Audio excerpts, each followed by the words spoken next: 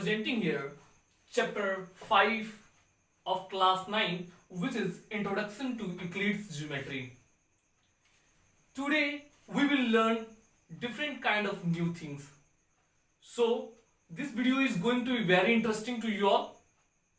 That's why stay tuned with this video lecture and keep watching this video till the end. So without taking any moment, let's start.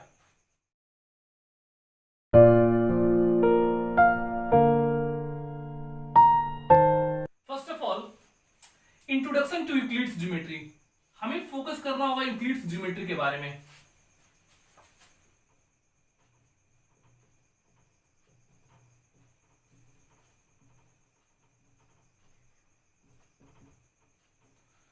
Euclid's geometry के बारे में हम जानते हैं. सबसे पहले मैं इसको छोड़ता हूं. आप अर्लियर क्लासेस में पढ़े भी होंगे ज्योमेट्री के बारे में थोड़ा बहुत. मैं फिर से डिफाइन करता हूं. ज्योमेट्री जो है दो वर्ड की कॉम्बिनेशन से बना हुआ है, जियो एंड मेट्री. मेट्री जो है वह मेट्रॉन से बना हुआ है. मेट्रॉन का मीन्स होता है to measure, where the meaning of geo is earth. Both geo and metron are Greek words. Clear? यानी जियोमेट्री जो है वह जियो और मेट्रॉन, यानी जियो और मेट्री का कॉम्बिनेशन है. मेट्री जो है मेट्रॉन से बना हुआ है, यानी जियो और मेट्रॉन के कॉम्बिनेशन से बना हुआ है ज्योमेट्री, जहां पे जियो का मतलब होता है अर्थ और मेट्रॉन का मतलब होता है मेजरमेंट. जो दोनों जियो और मेट्रॉन जो है ग्रीक वर्ड्स हैं जो हमारे जियोमेट्री को फॉर्म करते हैं. यानी measurement of earth, measurement of earth, measurement of the earth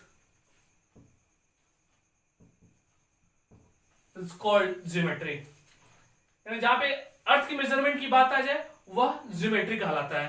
clear? तो हमने बात किया ज्योमेट्री के बारे में. तो यहां पे इससे पहले लगा हुआ है यूक्लिड्स ज्योमेट्री. यूक्लिड्स ज्योमेट्री क्या है? यानी यूक्लिड्स एक मैथमेटिशियन थे जिन्होंने ज्योमेट्री को एक अलग तरीके से प्रेजेंट किया था, जो यूक्लिड्स ज्योमेट्री के नाम से जाना जाता है. तो आइए थोड़ा सा हम इसके बारे में ब्रीफ नॉलेज लेते हैं, फिर हम आगे इसमें चलेंगे. क्लियर? सबसे पहले बात करना चाहता हूं कि ये ज्योमेट्री जो है, ज्योमेट्री सबसे पहले एंशिएंट इजिप्टियन ने स्टडी करना शुरू किया था. यानी एंशिएंट जो इजिप्टियन थे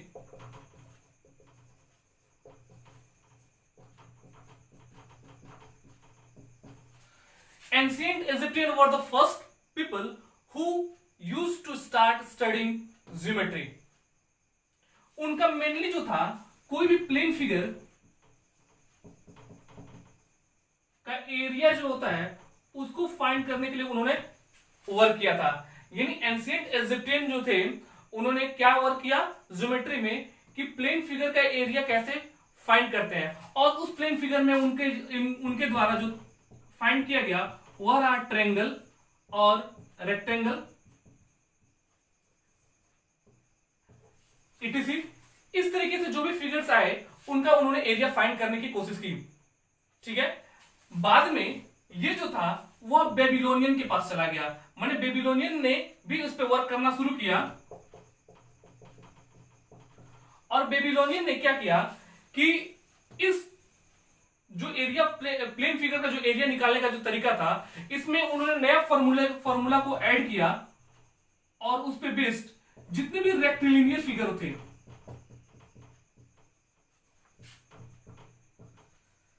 सारे रेक्टिलिनियर फिगर का एरिया फाइंड आउट करने के लिए बेबीलोनियन ने फॉर्मूला डिराइव किया जो ज्योमेट्री के अंतर्गत आता है. अब बहुत सारे रेक्टिलिनियर फिगर क्या होता है, जैसे इस पे कुछ स्पेसिफिक नाम दिया गया है. रेक्टिलिनियर फिगर क्या होगा? कोई भी प्लेन फिगर जो है, किसी प्लेन फिगर का फॉर्मेशन कैसे करेंगे? कोई भी तीन या तीन से ज्यादा लाइन सेगमेंट्स का जो फॉर्मेशन होता है वो क्या करता है? प्लेन फिगर को फॉर्म करता है. यानी रेक्टिलिनियर फिगर जो बनेगा मिनिमम 3 लाइन सेगमेंट से बनेगा, और 3 लाइन सेगमेंट वाला जो होता है वो क्या होता है? ट्रायंगल होता है. फिर triangle, quadrilateral, pentagon, hexagon, so many things. तो इस तरीके से जो भी फॉर्मेशन होगा वो उन्होंने किसने किया था? बेबीलोनियन ने किया था. लेटर ये बात जब इजिप्टियन से पास करके ग्रीक्स वालों के पास पहुंची, अब ग्रीक वालों ने भी इस पे काम करना शुरू किया। तो ग्रीक वालों ने इसमें काम किया तो उसमें बहुत रिनाउंड मैथमेटिशियन थे जिनका नाम था थेल। थेल थे या पाइथागोरस थे। आप ऑलरेडी पढ़े होंगे पाइथागोरस के बारे में। थेल्स के बारे में आपको क्लास 10 में मिलेगा। थेल्स थ्योरम है। तो ग्रीक्स में थेल्स और पाइथागोरस ने भी इस पे स्टडी करना शुरू किया। वहीं पे मौजूद थे जिनका नाम था यूक्लिड। यूक्लिड भी एक ग्रीक मैथमेटिशियन थे जिन्होंने ज्योमेट्री को एक अलग अंदाज में, एक अलग तरीके से सोचना और पढ़ना शुरू किया था। उन्होंने एक अलग तरीके से इसको इंट्रोड्यूस किया और उनका इंट्रोडक्शन जो था ज्योमेट्री पे कुछ इस तरीके से था कि वो ज्योमेट्री के हर एक चीजों को वेरीफाई करने लगे, प्रूव करने लगे। और प्रूफ किस पे करते थे कि जो ऑलरेडी उनके पास कुछ प्रूव्ड स्टेटमेंट हुआ करता था, प्रूव्ड चीजें हुआ करती थी, उनका हेल्प लेकर दूसरी चीजों को प्रूव करते थे। तो इनके द्वारा एक अलग अंदाज में जो स्टेटमेंट प्रूव करने की जो प्रोसेस आई वह कंप्लीट जो है यूक्लिड्स ज्योमेट्री के अंतर्गत आया। क्लियर? तो आइए देखते हैं कि उन्होंने क्या किया, कैसे कैसे उन्होंने सारी चीजों को डिराइव किया। चलिए देखते हैं यूक्लिड्स ज्योमेट्री में हमें क्या क्या नए चीजों से सीखना पड़ेगा। तो वो नए टॉपिक्स और टर्म्स क्या हैं, आइए उसको देखते हैं। सबसे पहले यूक्लिड्स ज्योमेट्री में हमारे पास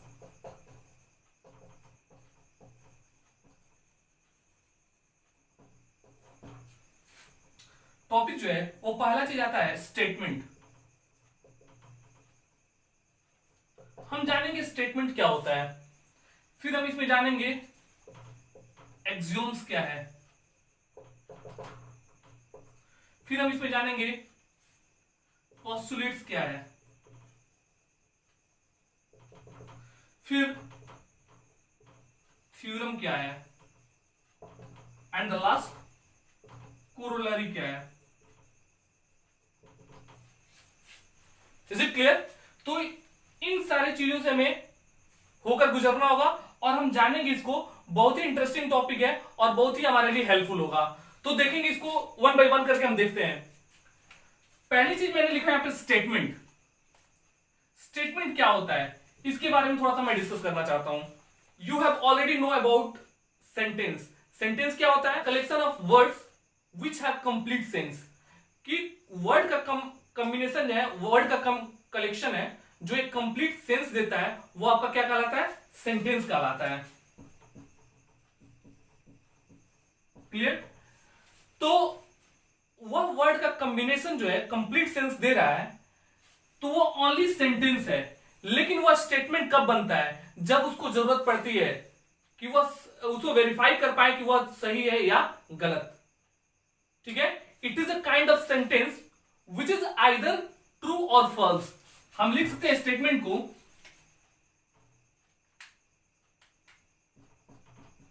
it is a kind of sentence which is either true or false। ठीक है? तो स्टेटमेंट क्या होता है? यह एक प्रकार का सेंटेंस है जो या तो सही हो सकता है या फिर गलत हो सकता है। क्लियर? तो आपने कभी सुना होगा, बहुत बड़े पैमाने पे ये चलता है कि अगर पुलिस इन्वेस्टिगेशन करने जाती है तो जो एविडेंस उसको कलेक्ट करना होता है या जो विक्टिम होता है उसे ये नहीं पूछने जाती उसका सेंटेंस मुझे पता करना है, उसके बारे में पता करना है। वो पुलिस क्या करने जाती है और बोलती है कि मुझे उसका स्टेटमेंट लेना है। तो स्टेटमेंट लेने का मतलब क्या होता है? हो सकता है कि वह स्टेटमेंट सही भी हो या हो सकता है वो स्टेटमेंट गलत भी हो। क्लियर? तो वैसे सेंटेंस जहां पे हमको जज करना पड़ता है कि सेंटेंस सही है या गलत है, वह जो होता है वह स्टेटमेंट कहलाता है। Is it very clear? तो ये रहा स्टेटमेंट कि स्टेटमेंट को जस्टिफाई करना पड़ता है कि स्टेटमेंट ट्रू है या फॉल्स है। तो इन सारी चीजों को बताने से पहले इसका लॉजिक देना ज्यादा कंपल्सरी था क्योंकि इसका यूज जो है इन सारी चीजों में होता है। क्लियर? तो स्टेटमेंट से आपने सीखा कि कोई भी सेंटेंस जिसको हम जज कर पाए कि वह ट्रू है या फॉल्स है, या हमें इस तरीके से बोल सकते हैं कि कोई भी सेंटेंस जो या तो ट्रू होता है या फॉल्स होता है वह स्टेटमेंट कहलाता है। ठीक है? मैंने जो एग्जांपल आपको दिया। अब आते हैं एक्सियोम्स क्या होता है। तो मैं आपको एक चीज बताना चाहता हूं, axioms and postulate both are almost same. अब मैंने यूज किया ऑलमोस्ट सेम का मतलब क्या है? ऑलमोस्ट सेम का मतलब ये हुआ कि एक्सियोम्स जो होता है ये all over in the maths use होता है। एक्सियोम्स जो होता है वो मैथ्स में कहीं पे भी यूज हो सकता है, पूरे मैथ्स में यूज होता है, लेकिन जो पोस्टुलेट्स होता है वो ओनली इन ज्योमेट्री। क्लियर? एक्सियोम्स पूरे मैथ्स में कहीं पे भी यूज होता है। एक्सियोम्स इन द सेंस कि वो, अब पहले जानिए कि एक्सियोम्स और पोस्टुलेट क्या है, फिर उसको मैं बताता हूं इसका एक्चुअल मींस क्या है। एक्सियोम्स जो होता है पूरे मैथ्स में कहीं पे भी यूज होता है, जबकि पोस्टुलेट जो होता है केवल ज्योमेट्री में होता है। तो ये दोनों है क्या? ये एक ऐसा स्टेटमेंट है, आया statement word, axioms and postulates are that kind of a statement which is already true। यह एक इस तरीके का स्टेटमेंट है जो ऑलरेडी ट्रू है, सही है, जिसे किसी प्रूफ की जरूरत नहीं है, जिसे किसी एक्स्ट्रा प्रूफ करने की रिक्वायरमेंट नहीं है, विच इज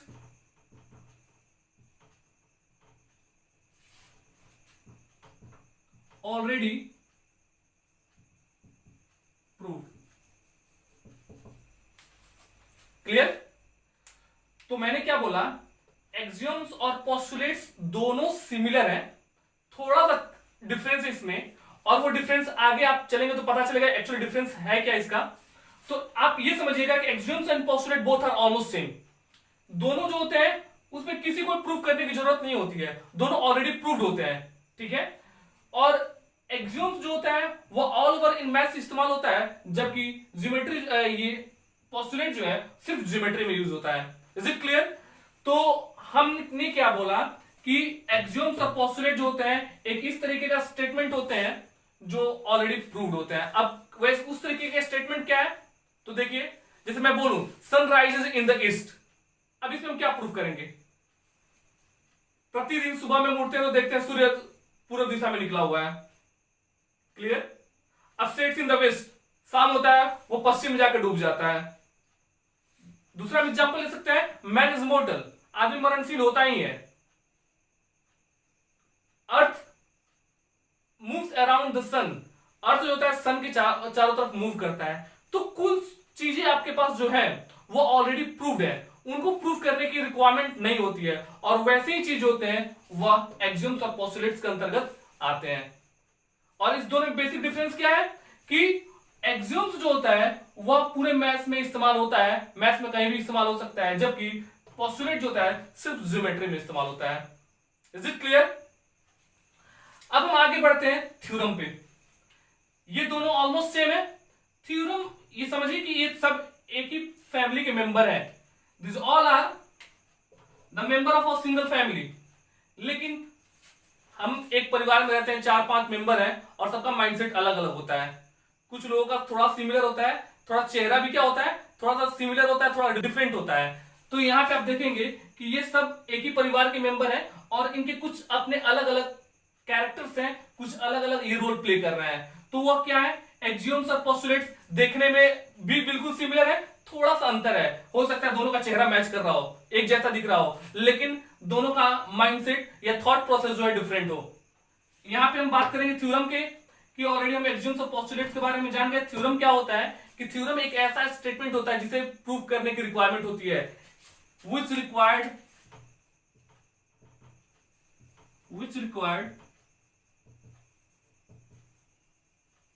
प्रूफ, जिसे प्रूफ करने की जरूरत पड़े वह होता है थ्योरम। अब ऐसा कौन सा स्टेटमेंट हो सकता है जिसको प्रूफ करने की जरूरत पड़ती है? तो देखिएगा, मैं बोलूं the sum of the interior angles of a triangle is 180 degree. एक ट्रायंगल मैंने बनाया और मैं बोलूं कि इसके इंटीरियर एंगल्स का सम जो होता है वो 180 डिग्री होता है, इसे हमें प्रूफ करना पड़ेगा। अगर मैं बोलूं एक आपके पास पॉइंट है, पॉइंट के चारों तरफ का जो एंगल्स का जो फॉर्मेशन होगा वह जो होगा वह 360 डिग्री होगा। ठीक है? तो ऐसे स्टेटमेंट जिन्हें हमें प्रूफ करने की जरूरत पड़ती है वह थ्योरम में आता है। Is it clear? आपको समझ में आ रहा है? थ्योरम क्या है कि एक ऐसा स्टेटमेंट जिसे हमें प्रूफ करने की जरूरत पड़ती है, वो थ्योरम होता है। जैसे मैंने एग्जांपल दिया, sum of all interior angle of a triangle is 180 degree and the angles around the point is 360 degree. इसे हमें प्रूफ करना पड़ेगा। अब बात आती है कोरोलरी की। तो कोरोलरी क्या होता है? कोरोलरी जो होता है कि थ्योरम के हेल्प से किसी दूसरे चीजों को जब हम प्रूफ करते हैं, वह जो होता है कोरोलरी कहलाता है। ठीक है, आपको समझ में आ रहा है कि थ्योरम की हेल्प से अगर किसी दूसरी चीजों को अगर हम वेरीफाई करें या प्रूफ करें, वह कोरोलरी कहलाएगा। Is it clear? हम क्या इसका स्टेटमेंट लिख सकते हैं? देखिए, अ स्टेटमेंट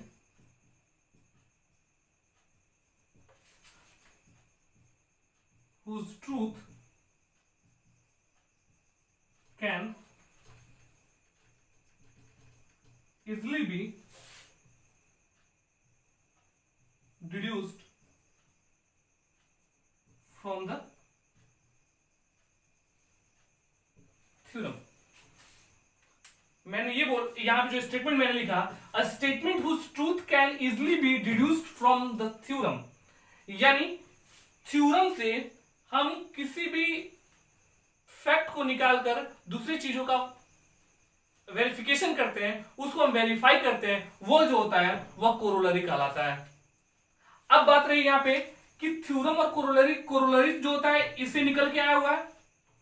अब एक्सियम्स और पोस्टुलेट जो है वो थ्योरम से कैसे रिलेट करते हैं? तो आप हमेशा याद रखेंगे कि थ्योरम जो होता है विदाउट एक्सियम्स और पोस्टुलेट का पॉसिबल नहीं है इसको वेरीफाई करना। समझ में आ रहा है? Theorem can not be verified without the help of axioms and postulate. आप देखिए जनरली कि कोई भी स्टेटमेंट आपके पास प्रूफ करने के लिए आए, उसको प्रूफ करने के लिए आपको एक ऑलरेडी फैक्ट की जरूरत पड़ती है और उस फैक्ट के हेल्प से आप उसको प्रूफ कर पाते हैं, वेरीफाई कर पाते हैं। तो वह वेरिफिकेशन जो होता है वह थ्योरम में आता है। यानी एक्सियम्स और पोस्टुलेट ऑलरेडी प्रूव्ड है, इनका हेल्प लेकर हम थ्योरम को प्रूफ करते हैं और थ्योरम के हेल्प से हम कोरोलरी को वेरीफाई करते हैं। यानी किसी दूसरे स्टेटमेंट को, दूसरी चीजों को वेरीफाई करने के लिए जब हम थ्योरम का यूज करते हैं तो वह हो जाता है कोरोलरी, और एक्सियम्स और पोस्टुलेट होता है थ्योरम को वेरीफाई करने में हेल्पफुल होता है। यानी थ्योरम क्या है? डिपेंडेंट है किस पे? एक्सियम्स और पोस्टुलेट पे। Without axioms and postulate we can not verify theorem. Is it clear? तो आइए इस पे देखते हैं कि वह इसका एक्सियम्स क्या है और पोस्टुलेट्स क्या है। देखते हैं यहां पे यूक्लिड्स एक्सियम्स के बारे में।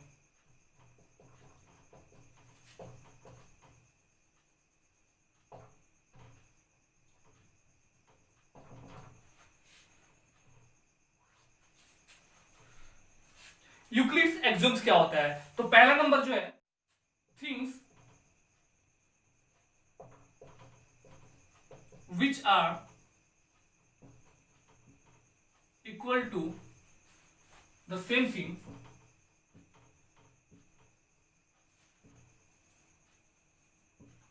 are equal to one another, are equal to one another।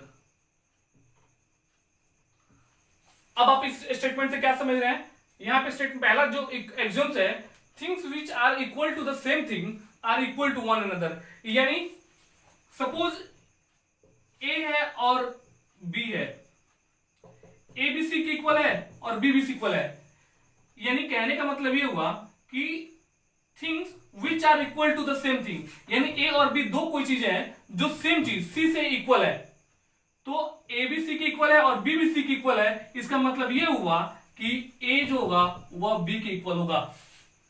ठीक है, अब यहां पे एक और एग्जांपल लेते हैं। सपोज यहां पे राम, मोहन एंड श्याम, तीन लोग हैं। राम जो है, राम का एज जो है मोहन के एज के इक्वल है, सॉरी राम का एज जो है श्याम के एज के इक्वल है और मोहन का एज जो है वो भी श्याम की एज के इक्वल है। इसका मतलब राम का उम्र श्याम के बराबर और मोहन का उम्र भी श्याम के बराबर। इसका मतलब राम और मोहन का उम्र भी क्या होगा? आपस में इक्वल होगा। समझ में आ रहा है?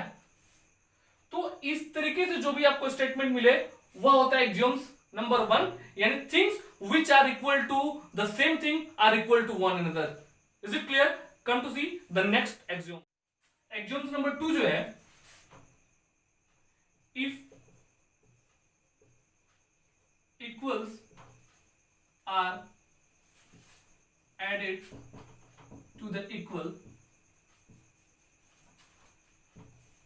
then the whole are equal। अब इसका मतलब क्या हुआ? If equals are added to the equals, then the whole are equal। Suppose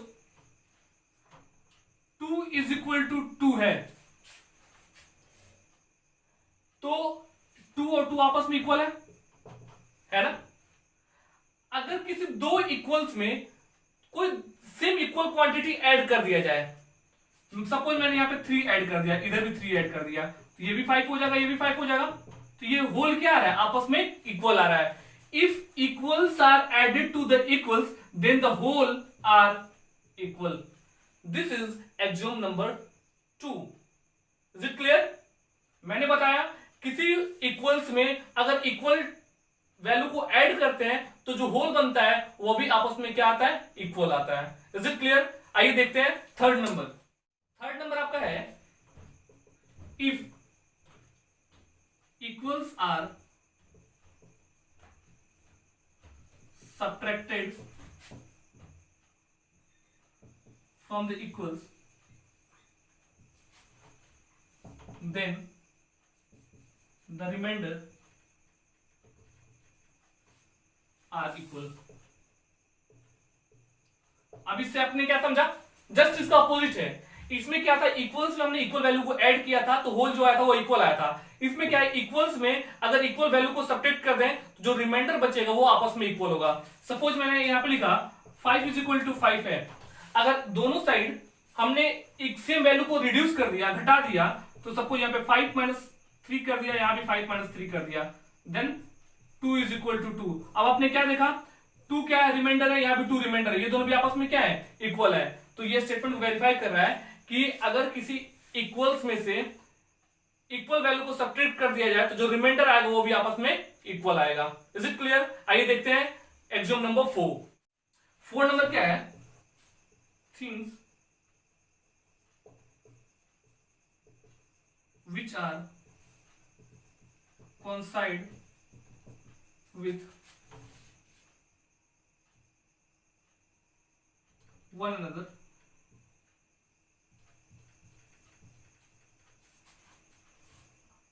are equal to one another। हमने क्या देखा यहाँ पे? Things which are coincide with one another are equal to one another। कोई भी चीज जब एक दूसरे को कोइंसाइड करता है, कोइंसाइड का मतलब होता है ओवरलैप करना। तो यहां देखिएगा, अगर मैं एग्जांपल लूं, ये मेरा हाथ है और ये भी मेरा हाथ है, इसको मैंने एक दूसरे के ऊपर चिपकाया, तो इधर से भी सेम और इधर से भी सेम है, यानी जब एक दूसरे को क्या कर रहा है? कोइंसाइड कर रहा है। कोइंसाइड कर रहा है इसका मतलब कि ये हाथ जो है इस हाथ के बराबर है, यानी हमारा दोनों पाम्स जो है आपस में इक्वल है। दूसरा मैं एग्जांपल ले सकता हूं, सपोज एक 10 रुपए का नोट है, इसके ऊपर मैंने दूसरा 10 रुपए का नोट रख दिया, एक दूसरे को क्या करेगा? ओवरलैप करेगा, यानी कोइंसाइड हो जाएगा। कोइंसाइड हो जाने का मतलब कि दोनों साइड किधर से भी हम देखेंगे तो क्या होगा? सिमिलर नजर आएगा। तो जब एक दूसरे को कोइंसाइड कर रहा है इसका मतलब क्या हो रहा है कि उसका साइज भी वो भी आपस में इक्वल है।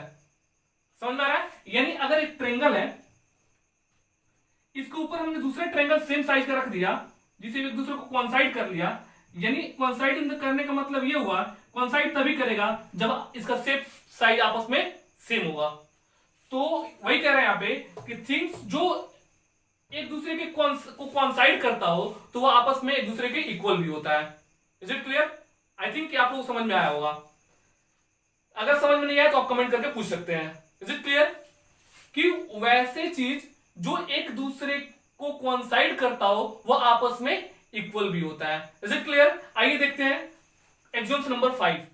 5 नंबर एक्सियोम जो है, the whole is greater than the part.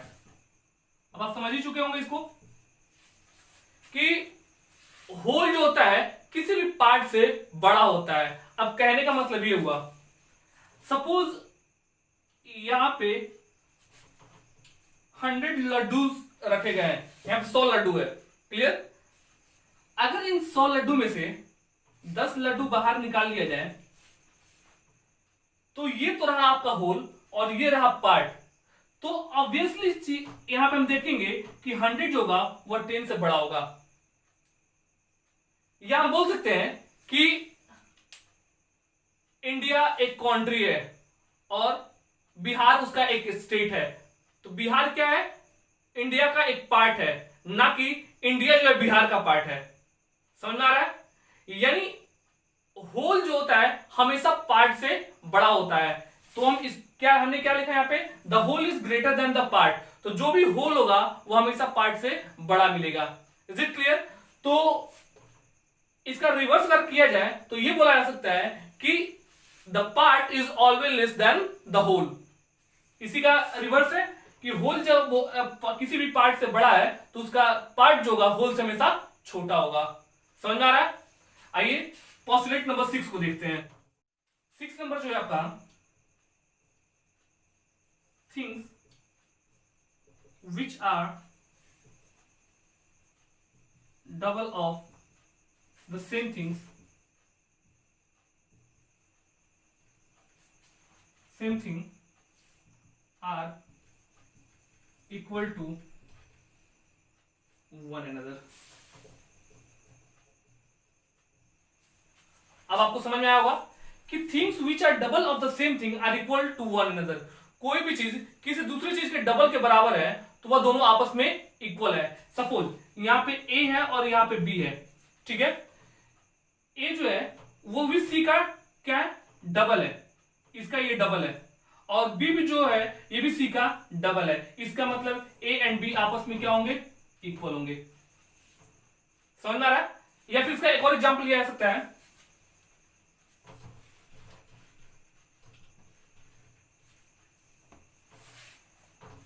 Ram जो है उसका एज जो है वह श्याम से दोगुना है, ट्वाइस है। यानी राम जो है 2 इंटू श्याम के इक्वल होगा। दूसरा जो है मोहन जो है वो भी श्याम के 2 इंटू श्याम के इक्वल है। इसका मतलब राम का एज जो है श्याम के एज का डबल है और मोहन का एज जो है श्याम के एज का डबल है। इसका मतलब राम और मोहन आपस में क्या है, इक्वल है। समझ में आ रहा है? एक और एग्जांपल मैं देता हूं यहां पे। सपोज यहां पे 3 लोग हैं,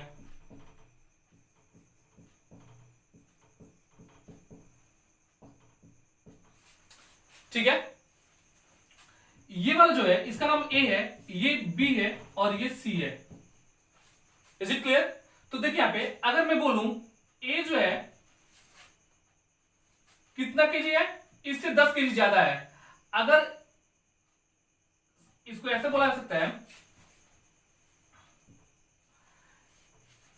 ए जो है बी से प्लस 10 केजी ज्यादा है और सी जो है ये भी बी से प्लस 10 केजी ज्यादा है। तो जब इसी से कंपेयर किया जा रहा है ए और सी को, तो जब ए जो है बी से 10 केजी ज्यादा है और सी जो है बी से 10 केजी ज्यादा है, इसका मतलब क्या है, ए एंड सी आपस में क्या है, इक्वल है। इनका वेट आपस में इक्वल है। तो ऐसे बहुत सारे एग्जांपल्स लिए जा सकते हैं कि जिसको हम वेरीफाई कर सकें कि किसी भी चीज जो है किसी दूसरी चीज का मतलब कोई 2 चीज 3 चीज जो किसी दूसरी चीज का डबल हो वो आपस में क्या होते हैं, इक्वल होते हैं। Is it clear? आइए इसका 7th नंबर एग्जाम्स देखते हैं। एग्जाम्स नंबर 7 क्या है, things which are halves of the same thing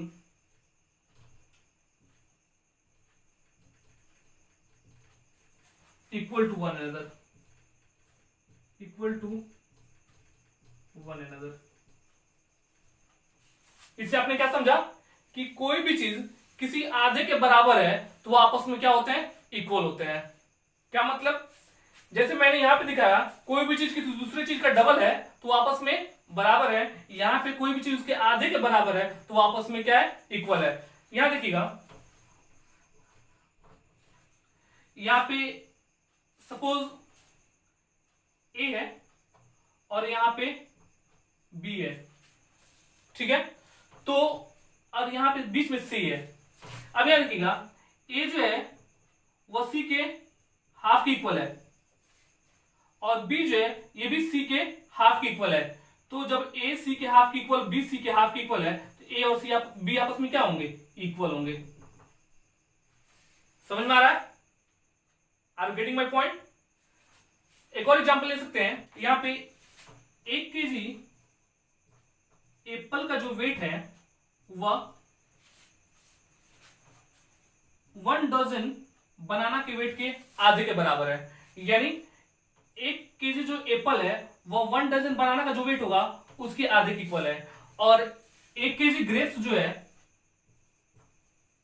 वह 1 डजन बनाना के हाफ के बराबर है। इसका मतलब क्या है कि जो बनाना का वेट है उसका हाफ जो है, उसका जो हाफ का वेट जो होगा उतना के बराबर 1 केजी एप्पल है और उतना ही के वेट के इक्वल 1 केजी ग्रेप्स है। इसका मतलब क्या है, 1 केजी एप्पल 1 केजी ग्रेप्स का वेट भी आपस में क्या होगा, यहाँ पे तो मैंने ऑलरेडी केजी मेंशन कर दिया है, लेकिन एप्पल और ग्रेप्स का वेट जो होगा आपस में इक्वल होगा। Is it clear? तो वैसे बहुत सारे एग्जांपल्स लिए जा सकते हैं इन सारी चीजों को वेरीफाई करने के लिए। Is it clear? तो इस वीडियो लेक्चर में बस इतना ही। In the next video lecture we will learn Euclid's postulate. तो इस वीडियो लेक्चर को एंड तक जरूर देखें, इसमें जो भी आपको डाउट्स हैं वो आप कमेंट करके पूछें, और नेक्स्ट वीडियो के लिए आप प्रिपेयर रहें कि नेक्स्ट वीडियो जो होगा वो यूक्लिड्स पोस्टुलेट आएगा, उसमें क्या अप्स एंड डाउन्स है, उसे सारे कॉन्सेप्ट को हम लोग सीखने की कोशिश करेंगे, और जो भी उससे बेसिक एक्सरसाइज है आप उसको बनाएं और सॉल्व करने की कोशिश करें। सो stay tuned with this video lecture and solve all the questions based over this lecture. We will meet you in the next video. So stay safe, stay home, and goodbye.